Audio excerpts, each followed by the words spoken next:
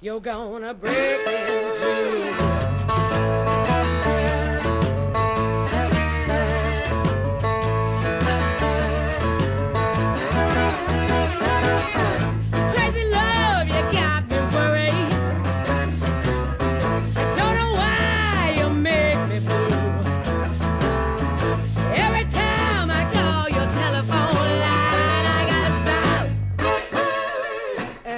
Up on you.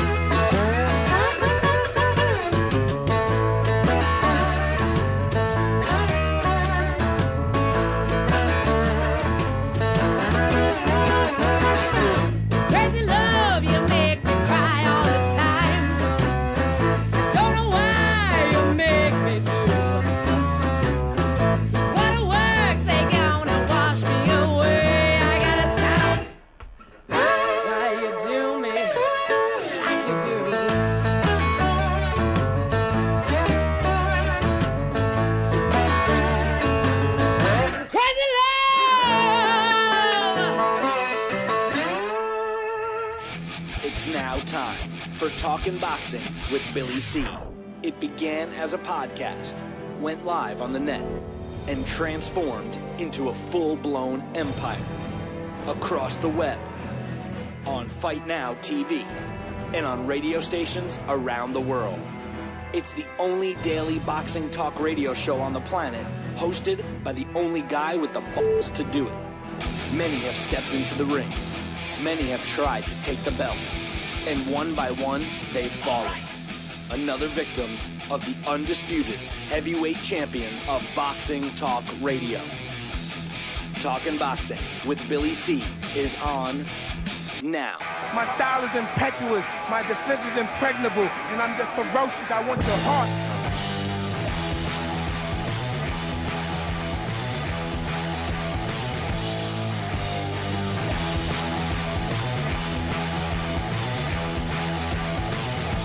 And we're coming to you live from the Billy C. studio in Lake George, New York. I'm Bill Calogero, and it's time for Talking Boxing with Billy C. Good morning, good day, good evening, whenever you're listening or watching. Hope you're doing all right. We got a busy show scheduled for today. We got a busy week scheduled for the week. But before we get started, this show is being brought to you in part by Kemp and Aaron Tomkovich. If you're looking for a lawyer, use the ones that keep my ass out of trouble. That is Kemp and Aaron Tomkovich. Give them a call today, 845-221-4099. 845-221-4099. Let Kemp and Aaron Tomkovich knock out your legal problem. 845-221-4099. The show is also being brought to you in part by my friends down at the Halftime Bar and Grill, Route 9, South Glens Falls. Hey, man, if you like cool people to hang with, if you like drink specials all the time, if you like live entertainment on Friday and Saturday nights, and if you like to stuff your face with some fantastic food, well, then you're going to love the Halftime Bar and Grill. Give them a call for directions or to make a reservation, 518-792-4869, 518-792-4869, Halftime Bar and Grill. And the show is being brought to you in part by Ringside.com. That's right, the official boxing equipment supplier of the Talking Boxing with Billy C show. Ringside.com. Check them out, www.ringside.com. And when you place your order, I don't care if you're buying a keychain or if you're buying a ring, you tell them that you want the Billy C discount, damn it, and you will get it. And speaking of Billy C, if you're buying boxing equipment in bulk, whether you're a trainer, maybe you own a gym, maybe you just like to buy a lot of stuff at once, you got to drop me an email because I can save you some more money, man. I'll hook you up with my guy. I got a guy over there. I'll hook you up with him, man. Billy at Talkin' Boxing. I say this 100 million times, but you people still send it to the wrong place. It's Billy at Talkin', Talkin', and then BOXING.com. Drop me an email, ringside.com. Hey, man, some sad news in the sport. Again, we get some mishaps going on in Puerto Rico. This in San Juan, like Hector Camacho. Hector Sanchez, who's a fighter out of Puerto Rico, was shot and killed in San Juan, Puerto Rico, Sunday.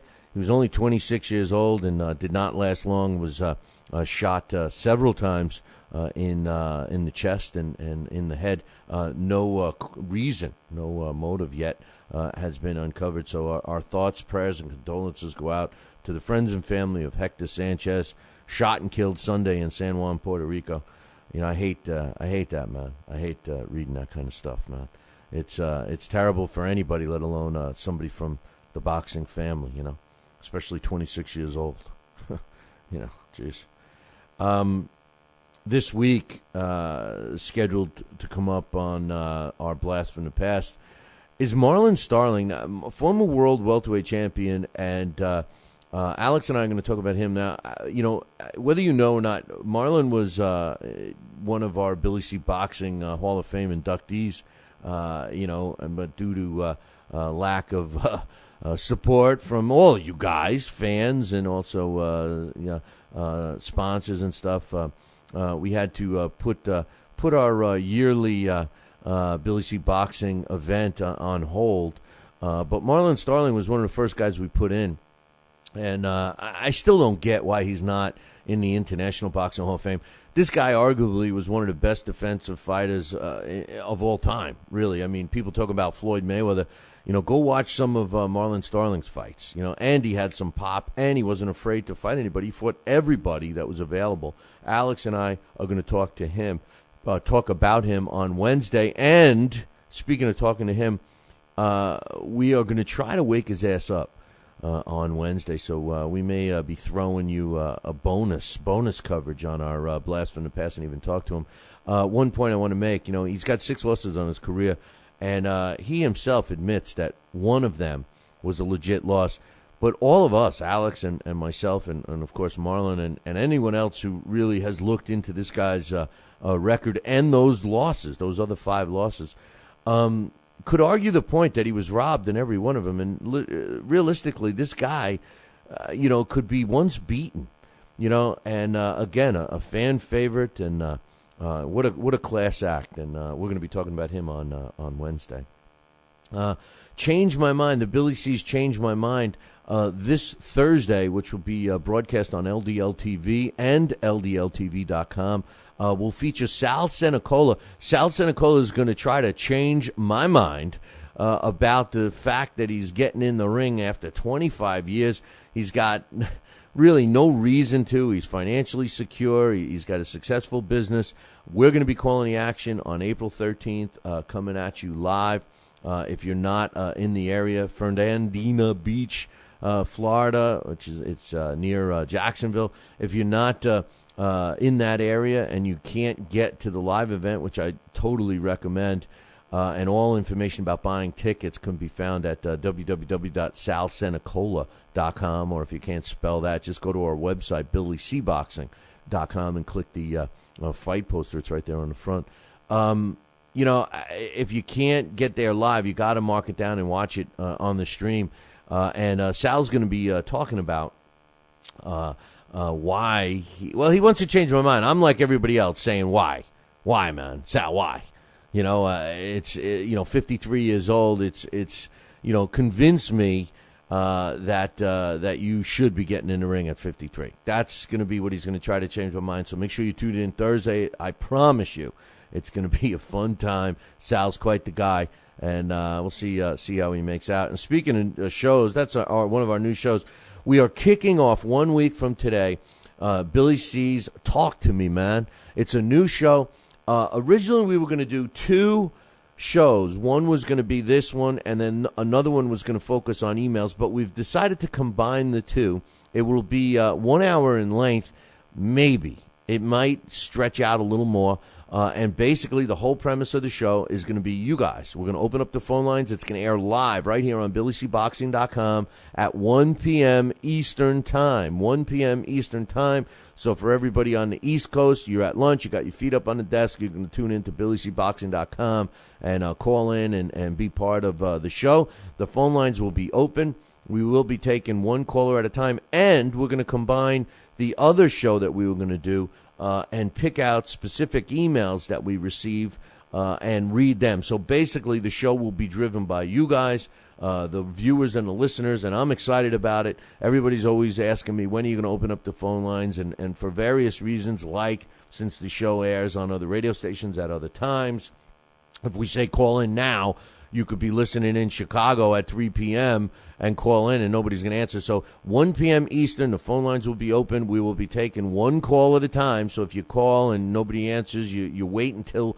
I get off the phone and you try and call again. We'll be talking about it all week, so it'll be a reminder. Now, we will be picking out some of the emails that we receive on a daily basis to be part of that show. So that show will be driven by you. I hope everybody gets into it and enjoys it. It's called Billy C's Talk to Me, Man, and that's going to be airing 1 week from today, 1 p.m. Eastern on BillyCBoxing.com. And, oh, by the way, if you've been hemming and hawing about laying out $15 for 1 year worth of content from the Billy C brand, well, then this is a good reason, because the only way you're going to get to listen to this show, aside from tuning in live, will be through the premium podcast subscription. So now's the time to do it. What the hell you've been waiting for anyway? It's $15 a year, and it helps this show out immensely. So sign up now, man. BillyCBoxing.com. You can become a premium podcast subscriber, or you can go to Talkin' Boxing, TalkinBoxing.com, and sign up there. One other thing, the replay may be available also on LDL TV when they air the Billy C stuff on the weekend. They do a marathon of all the Billy C stuff, including the New York Sports Show, which is gaining a lot of momentum. If you like other sports, check that one out. Brooklyn Mike and myself have a fun time with that. So 1 week from today, Billy C's Talk to Me, Man, is going to air, and we want all you guys to be part of that. More shows coming up. We got Billy C's and Tony Treem's Roundtable. We're going to be coming with a pilot on that real soon. We also have the Promoter Showcase. That's going to be starting probably within a month or so. We got the UK Boxing Report. Yeah, Kieran shamed me into that. That's going to be starting. It's probably going to sprinkle in some other European boxing news as well. And our Unsolved Boxing Mysteries show, it's not story, is going to be on as well. And then we got the Dax Khan thing. And speaking of Dax Khan, he's got the last piece that we're going to deal with the New York State Athletic Commission and Brian Pappas up on the website right now. So you can check that one out. Hey, listen, I'm going to take a short break. When I come back, I'm going to go. You know what? I'm not going to take a break.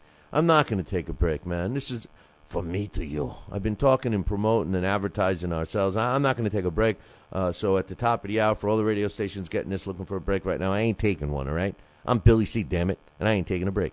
Robert, the 47, I don't know, what is it? Robert Thus 4778 says, Billy C, when is the Paulie Malignaggi and Sugar Shane Mosley fight?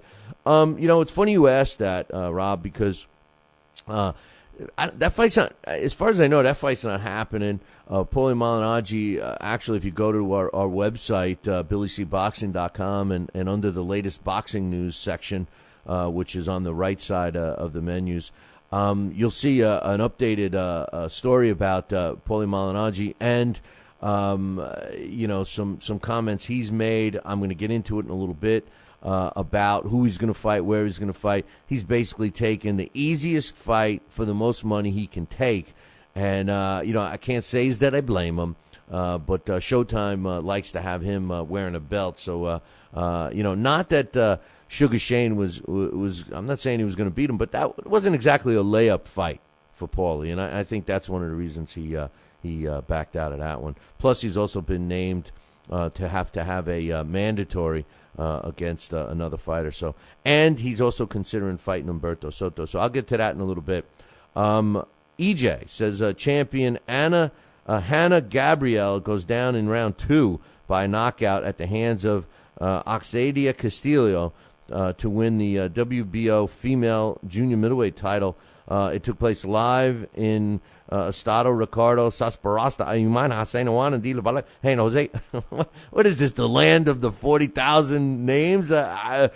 Okay, it's San Jose in San Juan. I don't even know where that was, but he says, what do you think, finally, a question. He says, what do you think, Billy C. Chevelle Halbach against Castillo would be a great fight? Love it, man. Hey, EJ, if you got any connections, send them my way. Drop me an email, Billy@TalkinBoxing, TalkinBoxing.com. Chevelle Halbach is willing to fight anybody. She's only wants to fight 2 or 3 more times. And we have considered moving into the junior middleweight division for her, for one fight. She's fought in featherweight and junior welterweight and welterweight weight classes, and we were teetering on fighting a junior middleweight fight at one point, but nobody would fight us. The problem with Chevelle Halbach is no one will fight her. So how about Castillo? If she's willing to fight Chevelle Halbach, let's make it happen. Turn me on to whoever we got to get a hold of, man. We'll love that fight. Thanks for the email, EJ. You the man. Hawk Mustang says, I think I will write Price off. He's talking about David Price after losing that fight to Tony Thompson. He says, and I also think Tony is still a scrub. That was an ugly-ass fight. I liked Price, but if his wife slaps him, he's taking a nap. And I kind of agree with Hawk. That was my big question with David Price was his chin.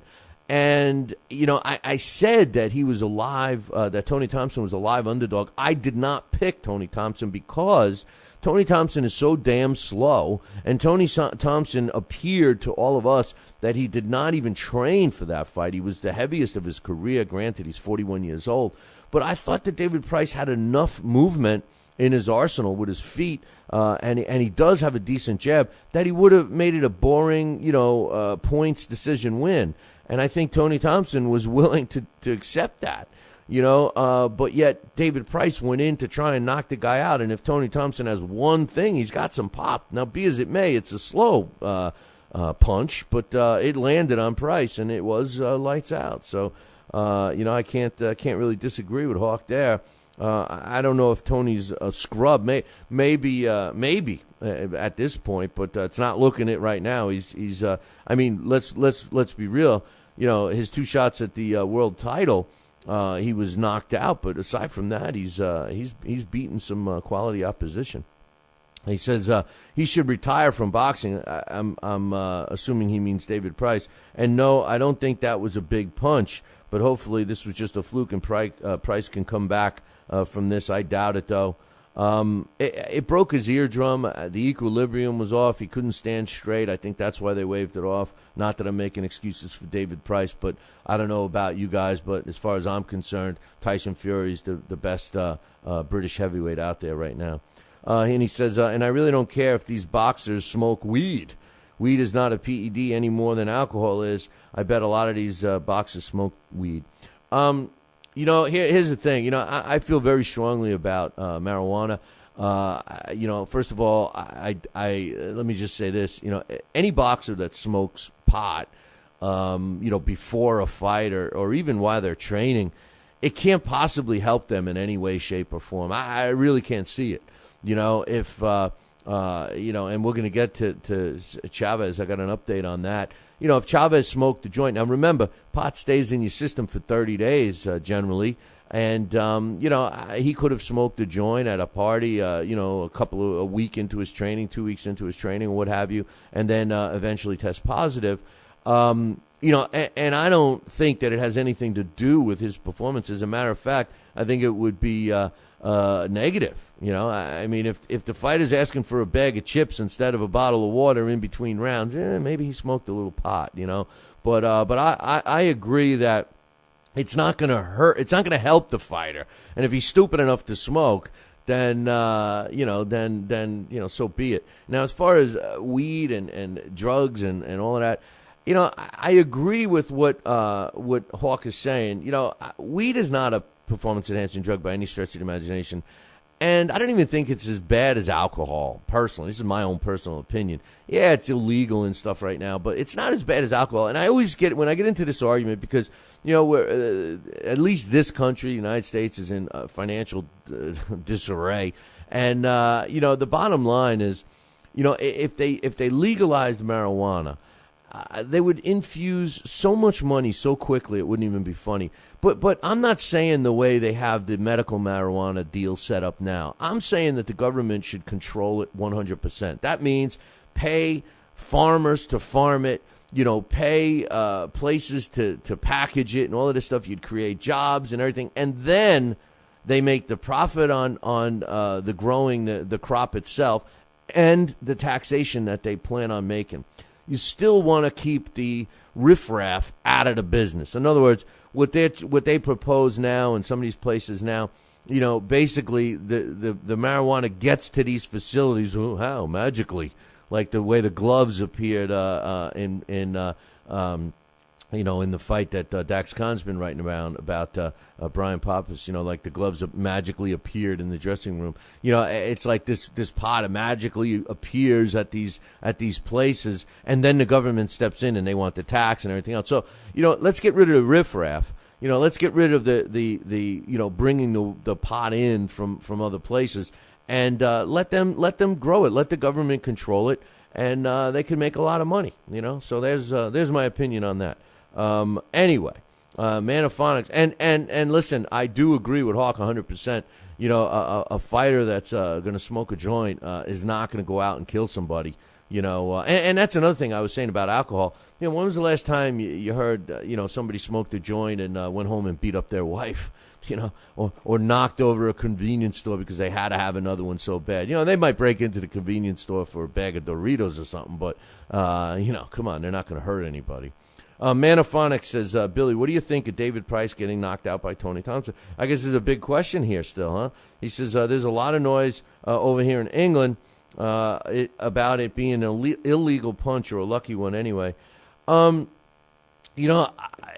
would lean more towards lucky. The thing is that Tony Thompson is slow, man. I mean, David Price underestimated Tony Thompson. Went right in there, wanted to impress everybody, wanted to knock him out, and he got into Tony Thompson's wheelhouse.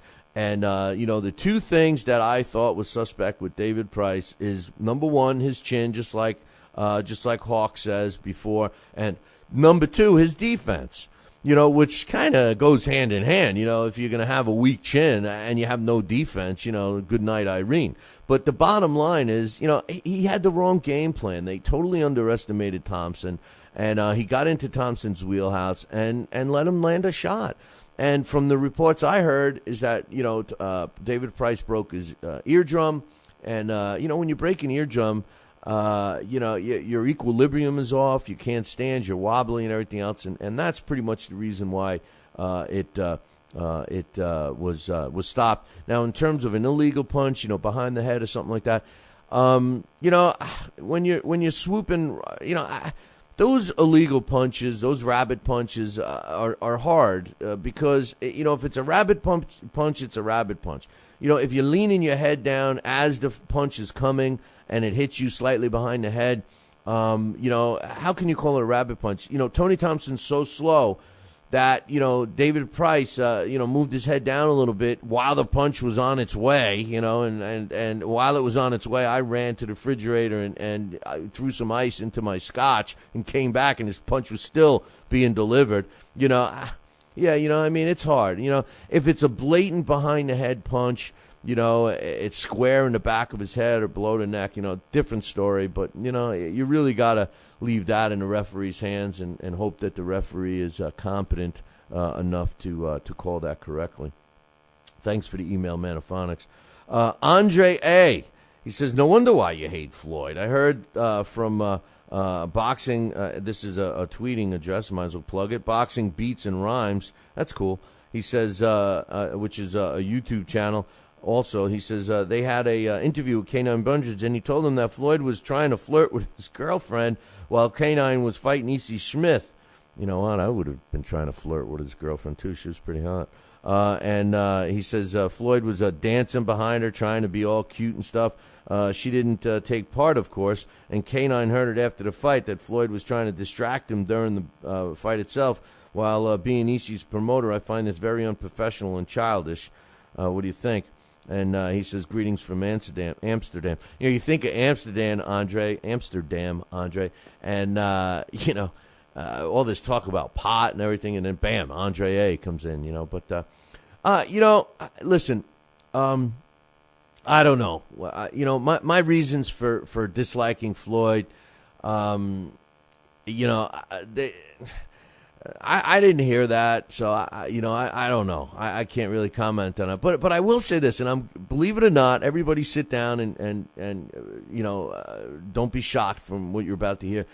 You know, as much as I don't like Floyd for reasons like him, smacking his girlfriend, thinking who he is, burning money, and just with that fake smile, that's pretty much why I don't like him. The in-the-ring Floyd, yes, I want to see him lose, but I definitely give him credit. But I'm going to go on record right now and say this. As much of an idiot as Floyd acts sometimes, he doesn't act like an idiot like Adrian Bronner does. I mean, Adrian Bronner acts like a total idiot. I mean, he acts like an immature idiot, like you would see in 7th grade. That's Adrian Bronner. Floyd doesn't act like that. I got to give Floyd credit. Now, if he was trying to distract, K9's fighter and stuff like that, not that I say that I support something like that, but these are professional fighters. They can't succumb to games like that, mind games. And Floyd he's one of the best at playing these mind games.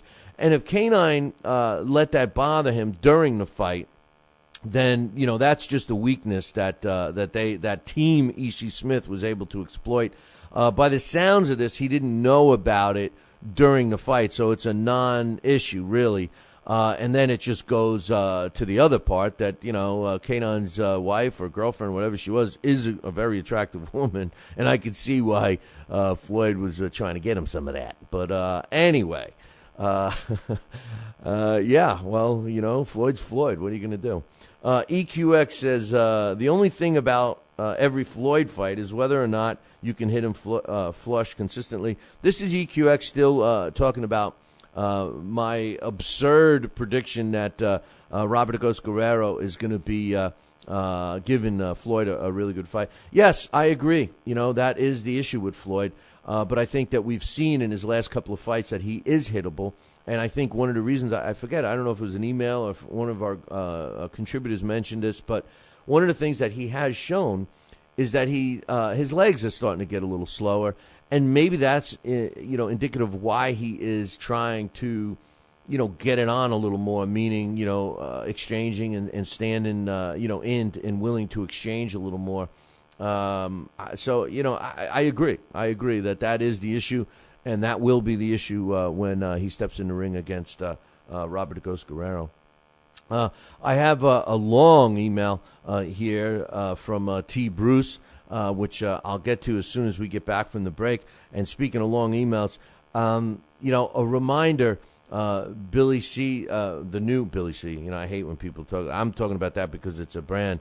But our new shows that we're launching and the new one, Billy C's Talk to Me, Man, is going to be debuting 1 week from today, 1 p.m. Eastern, right here on BillyCBoxing.com. And it's going to focus on open phone lines and emails. And one like this that's, a little shorter than War and Peace would be featured on that show. So, get your pens and pencils ready or your fingers for the emails and make sure you get the phone number. I'll start giving the phone number out when we go live 1 week from today on Billy C's Talk to Me, Man. If you're in upstate New York and you need a trucking company, then you need Roselli Enterprises. Roselli Enterprises is trucking at its finest. They have it all. Dump trucks, dump trailers, walk-in floors, flatbeds, flow boys, tankers, loaders, and a full line of roll-off containers for any job, big or small. Roselli Enterprises is also the source for all your sand, gravel, and topsoil needs. Visit them on the web at RosselliTrucking.com or call 315-433-5115. That's 315-433-5115 and tell them Billy C sent you. Are you ready, America? Then let's get it on with Fight Now TV. It's time, fight fans. Your channel has arrived. All the fights, all the names, all the action. From world-class boxing events to mixed martial arts showdowns and other combat sports matchups, Fight Now TV delivers the hits and more. Call your television provider and tell them you want to get it on with Fight Now TV. For more details, go to fightnow.com. We've got a great matchup tonight. Fighting out of the left corner is the #1 ranked contender. No, he is not. I'm sorry, but who are you? I am the IDO computer. I am programmed to provide only fair and unbiased boxing rankings. This fighter is the number 15 ranked contender. Fair and unbiased boxing rankings? That's a new concept. Actually, it is not. The IDO has provided unbiased computerized rankings for many years. Well, we've still got a great fight tonight, folks. In the left corner is the number 15 ranked contender. The IBO, the champion of integrity. Learn more at IBOboxing.com. Check out BillyCBoxing.com now, or feel the wrath of the mighty mustache. Oh, that hurts. Why are you doing that to my face? I hate you. That's BillyCBoxing.com. Consider this your warning. As a young boy, all Billy C dreamed about was one day having his own catchphrase. And we're back. And we're back. One boy, one dream, one day. Everyone will say. And we're back. And we're back. And we're back. And we're back. And we're back. And we're back. Catchphrase coming soon to a theater near you.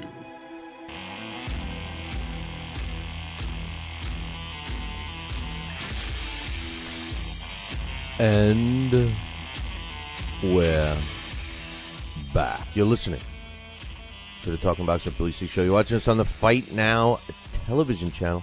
And if you don't have Fight Now TV on your sports channel lineup, you need to call your local television provider and tell them that you want it right now. I want it.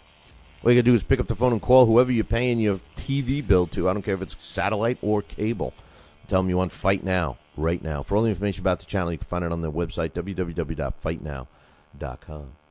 But anyway, I'm hoping I'm sitting here talking to my man Tony Treem, my main man. He's in the chat room. I think it's Tony Treem. Here I am. Usually he goes, now that I'm thinking of it, you know, what the hell are you doing up so early anyway? You know, he should be in his feety pajamas right now. But anyway, we got the mailbag. T. Bruce says, Billy, I told everyone this before in the past. Fitty being a... And that's, you know, what we call 50 cents. We call him Fitty. Fitty being a casual fan and trying to become a promoter, which is an art. You know, I don't know if it's an art. I think that it should be an art, and people that know what they're doing should get into promoting, but that's not the case. He says, was bad for boxing. That's Fitty becoming a promoter. And for his fighters. He says, you, and that's a capital U, whoa, told me that it didn't matter. He's got a lot of money. He says, you need to know boxing to do this. You can't be an overnight fan and try and jump into the game just because you're rich. You need to know everything about your fighters and their weaknesses, their opponent's strengths and their weaknesses. I blame Dibs' ass-whooping on Fitty. I probably did say, to be a promoter, a successful one, all you need is a lot of money. And I still, I still believe that. But that doesn't mean it's right. I still believe that, but that doesn't mean it's right, because I agree with everything that you say here, T. First of all, if you're a promoter and you got a lot of money, let me ask you one question, T. Why the hell would you sign Billy Dib to begin with? I mean, come on, man. Who even? Aside from Fitty, who thought that Billy Dib was even a good signing? That was a stupid spending of money, if you ask me, Billy Dib. Come on, man. I mean, Gamboa, yeah. And he's going to get Gamboa beat up, too. I love Yuriorkis Gamboa. But he is signing some young fighters too. Listen, a successful promoter that starts out needs to get some veteran fighters, and he got Billy Dibb. He got a titleist at the time. He managed to lose it pretty quick. He's got Gamboa. Now he needs to get some young fighters and start to establish himself. So he says 50 keeps doing these interviews, pretending that he was a fan of each of these fighters when in actuality he only learned of them through Floyd and watching some of them spar with Floyd in Floyd's gym. He says he got caught up in the sparring sessions and assumed they would be world beaters. And you know what? That's very common, T. All people that want, all the wannabes that get into the sport of boxing do the same thing. And I got to be honest. When I first started almost 27 years ago in boxing, I got sucked into the same thing. I was the same way. So I'd be lying if I said I didn't. Just spit all over my counter here. He says 50's fans use the fact that he fought a few amateurs. And nothing for nothing, I think he can't even sing. That song that he was trying to sing, when Billy Dibb was coming out the other night was pathetic. Who buys his CDs anyway? I mean, it must sound better in the studio. That's what it is. He says 50's fans use the fact that he fought a few amateur fights as proof that he's a legitimate fan. First of all, fighting fights does not mean you're a legitimate fan. You could be a legitimate fan and never have put on a glove or never even got into a street fight and still be a legitimate boxing fan. So I don't know, if that's a parallel, although I do believe that people should have been involved in the sport in some way, shape, or form to be involved. You know what I mean? He says he had plenty. It's plenty of the people who had 1 or 2 amateur fights. It does not mean they are diehard fans who watch every weekend like you or me. He says the guy doesn't know boxing, and he has tied these guys up in contracts, which I told you was a bad idea. For who though? T, man. Obviously he tied these guys up in contracts. He paid them too. These guys, it's a job for them. So I mean, I understand T's point 100%. He's a diehard fan, and he wants to see nothing but the best, just like me, a boxing purist. That's what we want. But occasionally you got to put the other hat on. It's not a good hat sometimes, and I do that with Floyd. When I put the Floyd businessman hat on, I can't knock what he does. It's when I put the purist hat on, I knock it. So it's 2 different hats. You got to flip flop them. He says, how could a soft punching Dibb in the ring with a pressure fighter who could take his power, how do you put in a soft punch? He says, that's a tough fight, and Billy was on a layoff and needed a tune-up. This guy defends his title against Grad. Terrible move. Considering that Gradovich, was on vacation and only trained 2.5, 3 weeks for this fight, and that he only had 5 knockouts, again, I agree with what you said in the beginning. You really got to research these guys before you agree to it. Whoever, whether it's 50 doing that research or the trainer of the fighter. I mean, me, in a management role or a promoter role, what I do is I always ask the trainer first. What do you think? And then I make my own judgment because the trainer sometimes is pretty tough for their fighters. In hindsight, it was a terrible move, But Billy Dibb didn't fight the fight either. What happened to his boxing? He could have been boxing a boring fight like he used to and win if he boxed and stayed away and pulled Floyd, He says Dibb was blacklisted for producing bad fights. Exactly. He says, how could you match him with this type of opponent not knowing that they would hug the entire fight and produce a horrible fight? The style clash was beyond terrible. I didn't see more than 7 straight rounds of action and engaging. That had to be one of the worst fights I've ever seen, and 4 notches worse than Abriel's fight. I don't know if I agree with that. I thought they weren't hugging that much, not as much because you had Gradovich coming forward and pressing the action, and obviously he was landing some shots. Billy Dibb was busted up pretty bad. Now, if you want to talk about the Abriel-Sharif Boguary fight, I'll get to that in a few minutes.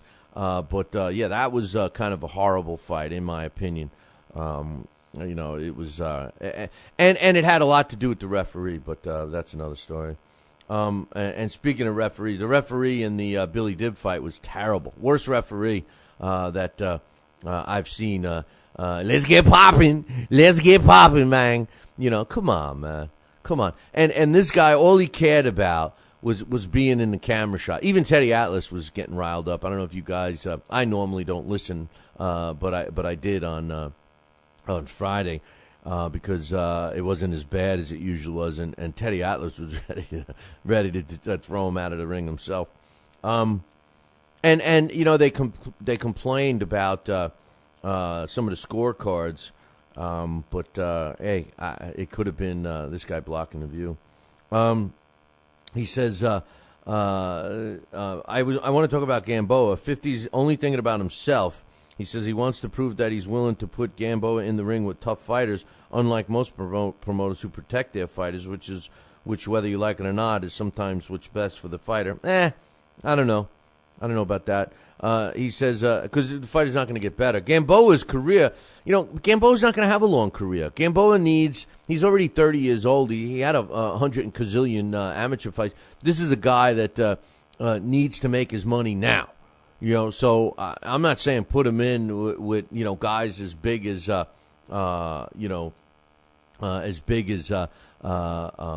talking about, but I want to see Gamboa in fights for sure. He says so. He keeps talking about matching him with Broner, which I don't want to see. He says, which at this point Gamby's not ready for. Listen, it's not that he's not ready for Broner. I think he does well against Broner, except.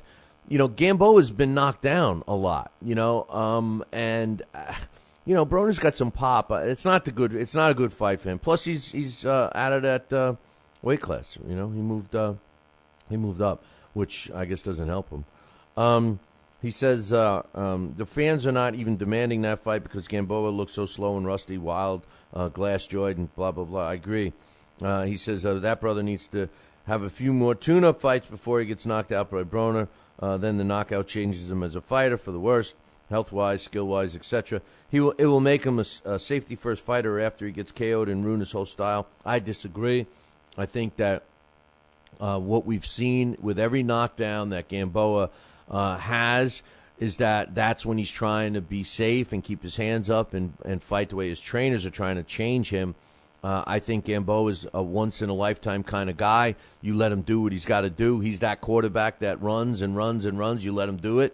And, his career is not going to be a long and lengthy one, and he deserves to make his money now because I agree, we only probably have a year or two left with him. And Broner could possibly knock him out. I would not rule that out.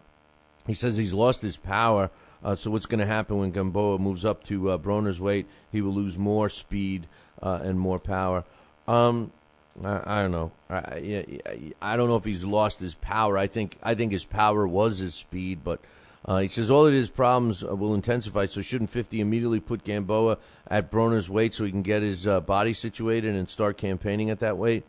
50 plans on having Broner be his first fight at that weight. Oh, but 50 doesn't know about fighters, how their bodies work, how to jump classes, the effects of jumping classes, etc. 50's the same moron who tried to have Gamboa fight Bradley at welterweight. I know. I can't argue with him there. He wants to prove that he isn't a scared promoter, that he isn't scared to put his fighters in there so he can impress the fans. He's so selfish in this sense that he's forgetting what's best for the fighter. I don't think this is why he put Dib in with Grad. He put Dib in with Grad because he didn't know anything about Grad, which I agree with. He says, and Dib so assumed it was a bum, which I agree with. He says, I told you all of this ahead of time. He didn't even know what he was doing. Gary Russell, I told you people would jump on these untested fighters bandwagon when they see them dominating fights and get knockouts. Yeah, he's got some speed, pop, and defense, but he had a small step up, and now all of a sudden that power is completely gone. Yeah, he broke his hand, but he still couldn't phase the dude. Watch when he gets that ass knocked out. I bet Grad will kill Gary. Gary is the next fast Eddie Hopkins, as a friend Jeff would say. And by the way, Jeff is a new diehard fan of your show. He's a true historian of the sport, so of course he likes all this mumbo jumbo you sprue about random fighters that I'm too young to know anything about. He says, I got you a new fan, bro. Well, I appreciate that. Everyone counts. And I disagree with you on Gary Russell. I think Gary Russell is the real deal. Not all the time do we need to see a knockout. What I like about Gary Russell is he engages with his opponent, and at the same time he displays good defensive skill. He's got some hand speed, and generally he's got some pop. I don't disagree with most of what you say about 50 Cent and especially Gamboa. Gamboa is his meal ticket. He should be protecting Gamboa at all costs. And with that said, I'm not saying put him in fights that the public doesn't want to see, but I also don't think he should be going after guys bigger than he is. So anyway, Coach K is in the chat room right now, and it says Gamboa and Rigondeaux is going to go down this year. That's a good fight. I'd like to see that. Gamboa loses to the winner of the Martinez-Magladeno fight. I don't know about that. It depends who wins that one. So my man Tony's gone. So I don't know if that was my man Tony or some other Tony being my man Tony. But T. Bruce says, I don't know how Dan Rafael compared Canelo to Floyd to Pac versus Floyd. I don't know how Dan Rafael compared Canelo versus Floyd to Pacquiao versus Floyd. Floyd ducked Pacquiao. Canelo was not on Pacquiao's level. Why would Floyd sign 2 contracts for 2 opponents? It isn't like an unwritten rule in boxing where you get ahead of an opponent and then it backfires. Floyd has Ghost to worry about after that fight. Then Floyd can worry about Canelo. If he did sign it, then if Trout wins, the judges would be biased to make sure Canelo wins. I don't mind Canelo putting off the card. I would have done the same thing, but I don't like people saying Floyd didn't sign because he wanted to duck Canelo. Dan Rafael needs to start a rap group, Run DMF. Get it? Yeah, I get it. And he spells it out for me. Dumb, He referred to Canelo as the toughest fight man. Ghost is the toughest fight Floyd's ever had in recent times. Canelo's only big and strong could make it a hard fight. He just won't apply the roach. He will get baited into a thinking game. Dan Rafael is a great rider, but he doesn't know a left hook from a fish hook. There's no way, and I agree with you, T, there is no way that Canelo, let me start it differently. I agree with Canelo not falling for the game.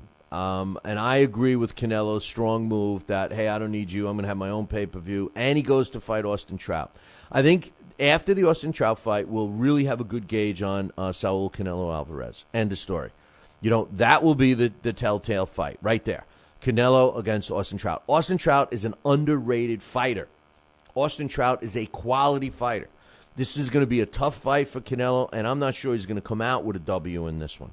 I think his chin is going to get tested, and I think his lack of movement is going to hurt him. So we will see.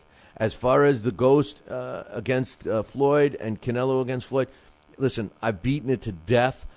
I personally think that that Ghost is a tougher opponent for Floyd. He's got more weapons in his arsenal, with the exception of size. But Floyd would have no problem picking apart Canelo. No problem. And Floyd's chuckling at that. Floyd may very well be looking ahead Robert the Ghost Guerrero, looking past Robert the Ghost Guerrero. It's not like Floyd to do that, but, like a lot of his fans, Floyd sees something in the Ghost, and in my opinion, they're underestimating Robert the Ghost Guerrero. We'll see. We'll see May 4th, man. We'll see what happens. I think it's going to be a fight for the ages. I really do. And if it's not, and if Guerrero comes out running, I'm telling you right now, I've already went on record, and I'll say it again, I will call foul, I will call fix, I will call whatever, because there's no way in hell that Robert Ghost Guerrero's game plan should be run and try and outbox Floyd. There's no way. And if that's the way they come out, somebody got to somebody in that camp. That's all I'm going to say. Finally, last email. This is from my man Blakely. Blakely's doing a great job, by the way, covering fights for us ringside. And not only is he a listener, he's involved with our Billy C Challenge. And and really glad that he's become part of the team. And as a matter of fact, I'm hoping that he continues the writing. He does a fantastic job, and I'd like to give him a column. So, Blakely, hey, you just got the offer online, live. Doesn't come with any money or nothing, but hey, at least you get it there. He says, Billy, I thought referee Claudio was the worst I've seen in a long time. I am so glad you said it, Blakely, because, let's get popping, man. Let's get popping. Come on, man. The worst I have seen since Joe Cortez. This is what's all I did was I'm watching this fight, and I'm saying to myself, oh, my God.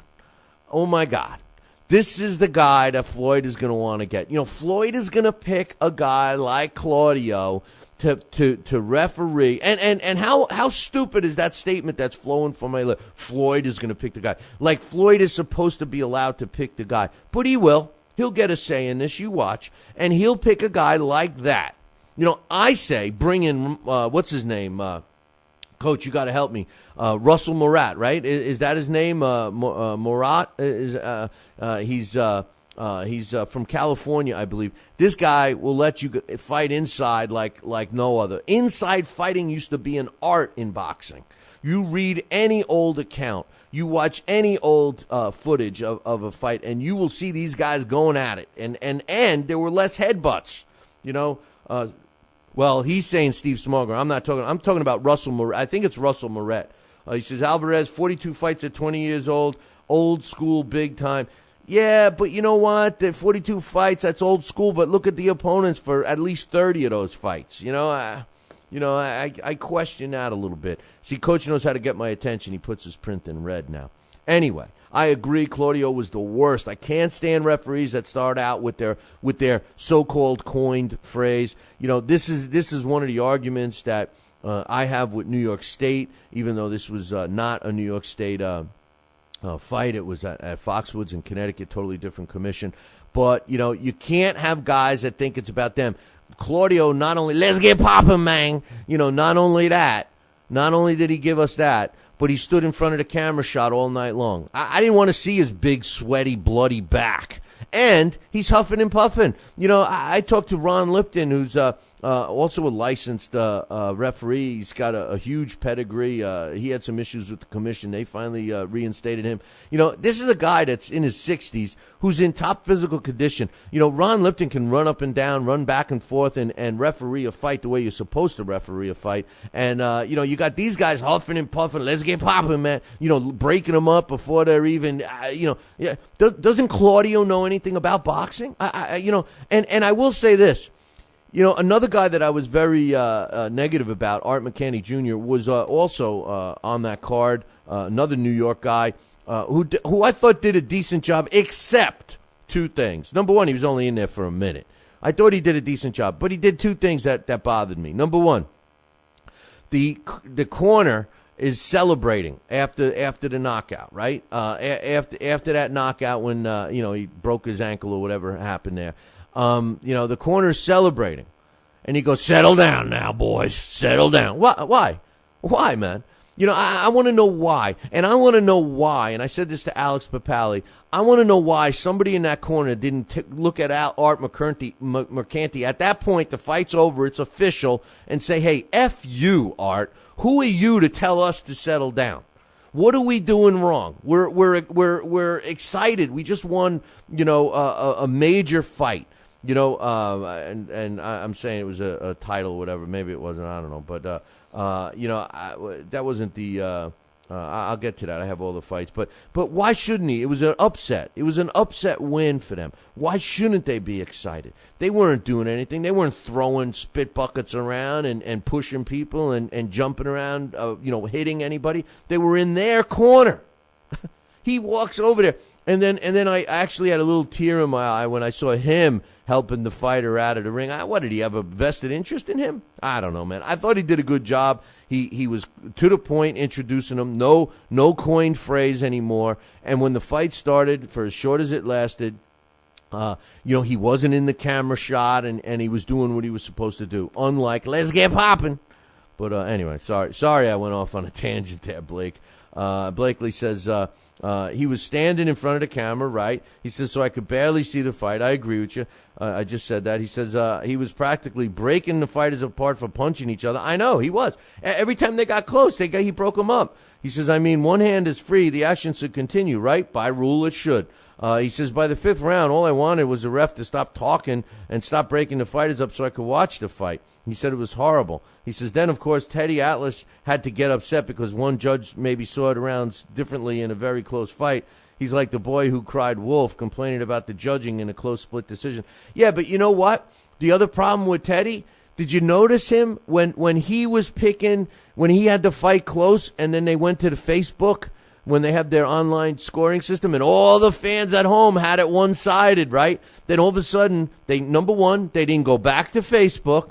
And number two, Teddy's card all of a sudden shifted, and he had the right guy winning. So, listen, Teddy's got an ego bigger than Dan Raphael, all right?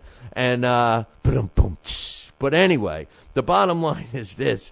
Teddy Atlas was pissed off at, let's get popping, man. He was pissed at him, too, man. He was like, he's in my way, But anyway, he says, I got to give Paulie Malignaggi credit. He's the only person other than you who has publicly stated that punch stats are not stats. I'm starting to think punch stats should have no place in boxing commentary. Even if they were real stats, which they aren't, they still wouldn't matter because boxing is judged so subjectively. Agree 100%. He says you don't win a round just because you landed more punches, so the stats aren't even stats, and they aren't the basis for scoring anyway. So what good are they? They're a conversation piece, Blakely. And I'm gonna, as far as Paulie Malignaggi, Paulie's gotten a lot better in the last couple of broadcasts. I think what he adds to the broadcast. Yes, I admit that the way he talks, which isn't his fault. Just it's like a gnat. It's the way he fights. It's like that mosquito buzzing in your ear at night, But the bottom line is what he does say is good stuff, and I like it. And he hasn't been talking too much. But man, I was talking about this with Tony Treem the other day. And here you got in Showtime, you got arguably the 3 best announcers that should be doing all their fights: Barry Tompkins, Al Bernstein, and Steve Farhood. All right, those 3 arguably are the best. Why do you stick Barry Tompkins and Steve on the Extreme channel, and then you put that Ronaldo or Mario or whatever he is, who's yelling and screaming during the fights, who never shuts up? Poor Al Bernstein never even gets the mic anymore. He doesn't even get time. That guy is terrible. We were complaining about Gus Johnson. I'd rather have Gus Johnson. He calmed down. This guy is terrible. I don't get it. There must be a way. As far as the punch stats, I agree with you 100%. I believe it's a conversation piece and should be used as such. The guy that's scoring it, the guy that's hitting the button is subjectively scoring that. Too often today, the commentating is based on those punch stats. It is not fact. The only way it could be fact is if they went back and reviewed the fight and literally with a panel judge, was that fight land? Did that punch land? Was it a jab? Was it a solid punch? Was it a body shot? And then you would have it. But unfortunately, it will never be like that because of the key word. Boxing is subjective. Stats are facts. Punch stats are not facts. It's someone's subjective opinion that we could use as a conversation piece. I don't have a problem with that. I've said that 100 times. I do have a problem when Jim Lampley is calling a fight based on the statistics he's seeing from the punch stats, which, in my opinion, is not accurate. I just don't think they are. Hey, listen, when you have a jab that knocks somebody out and it's recorded on the stats as a jab and not a power punch, I rest my case. That's all I'm going to say. I rest my case. I mean, I don't care if it's a jab. I don't care. If it knocks a guy out, it must have had enough pop or landed in the right spot to at least be looked upon as a power punch. I got to take a break, and when I come back, we are going to talk about all the fights that took place this weekend and then some. Are you ready, America? Then let's get it on with Fight Now TV. It's time, fight fans. Your channel has arrived. All the fights, all the names, all the action. From world-class boxing events to mixed martial arts showdowns and other combat sports matchups, Fight Now TV delivers the hits and more. Call your television provider and tell them you want to get it on with Fight Now TV. For more details, go to fightnow.com. Broadcasting in all corners of the globe, on the web and radio. He would scoff at a stretcher, that man, I would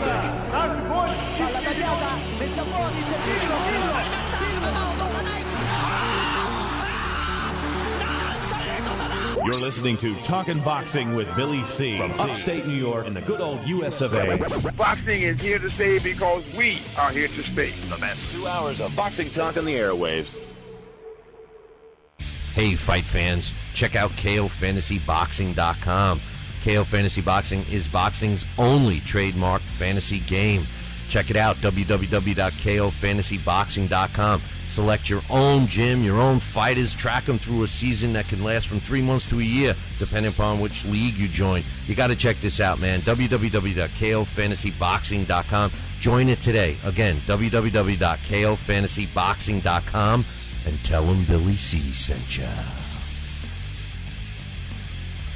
Now back to Talkin' Boxing with Billy C, the only radio host man enough to take a punch from Mike Tyson. Wait a minute, man. Hold on there. Jeremy, man, I need you to take this one, all right? Wait, what? No way. I can't do this. Need I remind you I'm Billy C, damn it? Now put on that mustache and get in there. Hey, look at me. I'm Billy C. Crap.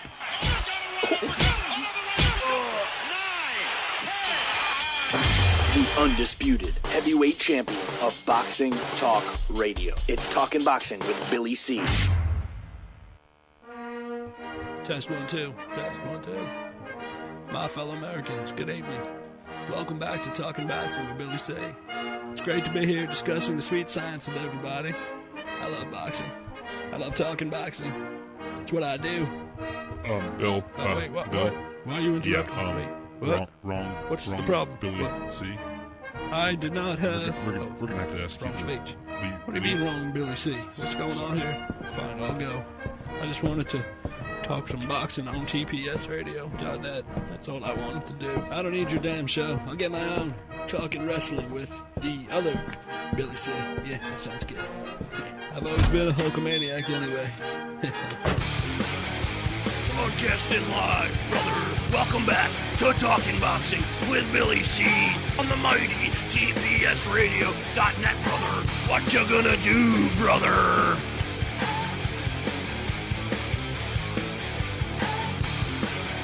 And we're back. You're listening to the Talking Boxing with Billy C show. You're watching us on the Fight Now television channel. If you don't have Fight Now on your sports channel lineup, you need to call your local television provider and tell them that you want Fight Now right now.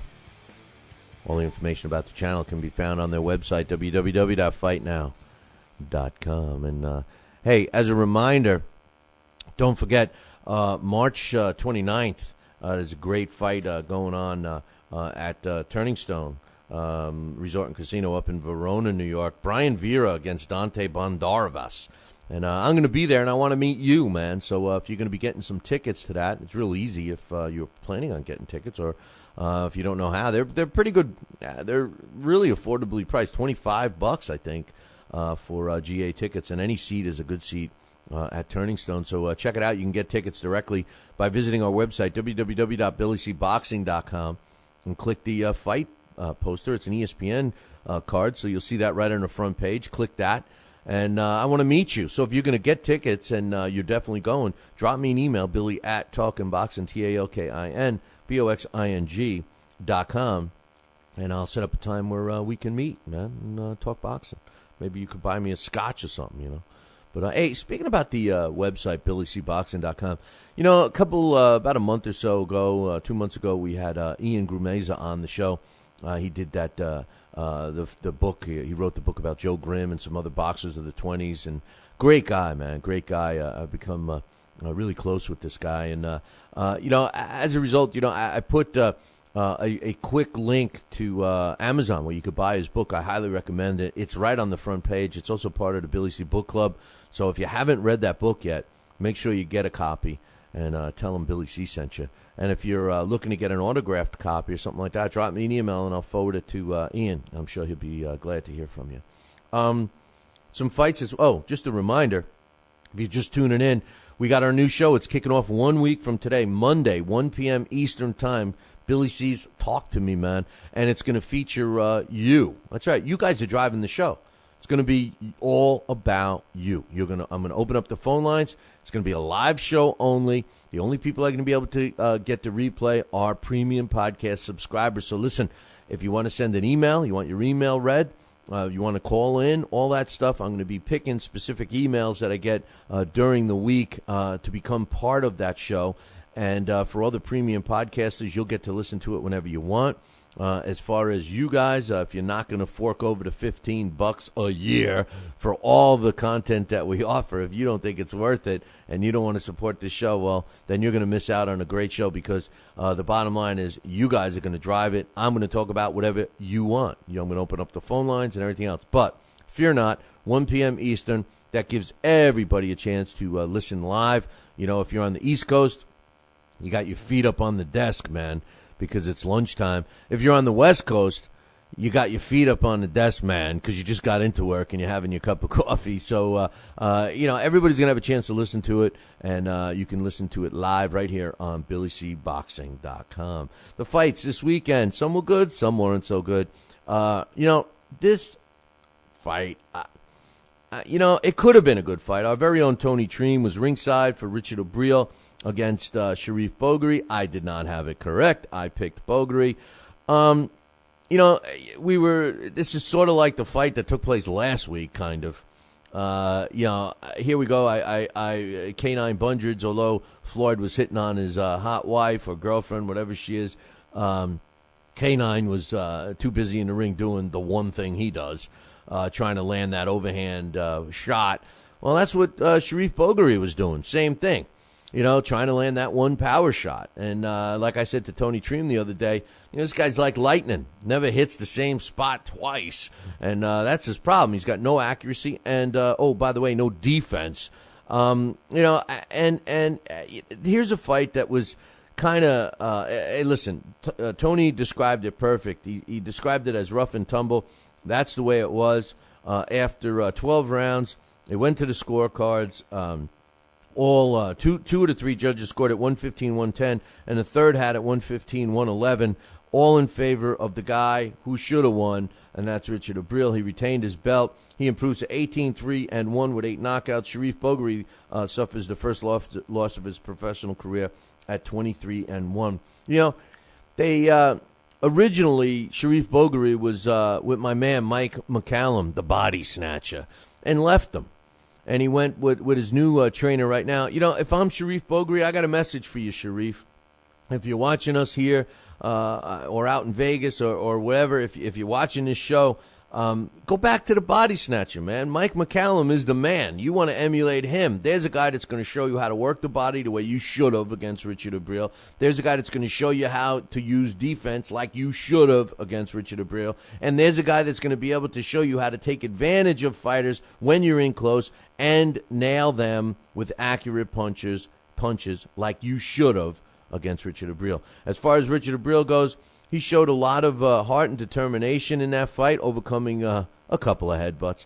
And, starting to control the pace, especially towards the end. He was very accurate, and unlike Sharif Boguary, he was landing punches in multiple punch combinations. You can't win a fight by hitting and landing, by throwing 2-3 punches and only landing one. Richard O'Brien was able to throw 3 and 4 punches and landed 3 out of 4 or landed 2 out of 3. He was much more accurate, much more effective. The score and the belt stayed where it should have been. So there's been a lot of talk about Russell Mora in that fight, the job that he did. I thought that he did okay. I don't want to see these guys taking points away. Yes, he eventually took a point away. His point with taking the point from Boguary from Richard O'Brien was that Richard O'Brien was pushing down the head of Sharif Boguary, which was causing the headbutt.